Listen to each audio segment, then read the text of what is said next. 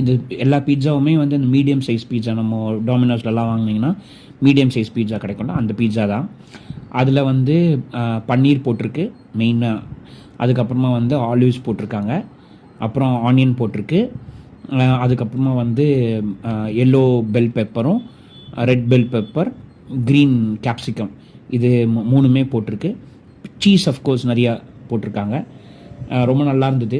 மேலே நம்ம அந்த காண்டிமெண்ட்ஸ்ன்னு சொல்லுவாங்க, அதாவது நம்மளோட இந்த பீட்சாக்கு மேலே போட்டு சாப்பிட்றதுக்கு உண்டான அந்த இதெல்லாம் இருக்கும், அதெல்லாம் போட்டு சாப்பிட்டிங்கன்னா ரொம்ப நல்லா இருந்தது. நெக்ஸ்ட்டு என்ன சாப்பிட்றோங்கிறத இப்போ நீங்கள் பார்க்குறது என்னன்னாக்க சிக்கன் டின்னர் பவுல். இதில் வந்து வெஜிடபிள்ஸ் கொடுத்துருக்காங்க. என்ன வெஜிடபிள்ஸ்னாக்கா கேரட், ஜுக்கினி கொடுத்துருக்காங்க, அப்புறமா வந்து ஐஸ் லெட்யூஸ் கொடுத்துருக்காங்க. இதெல்லாமே வந்து பட்டரில் டாஸ் பண்ணி கொடுத்துருக்காங்க.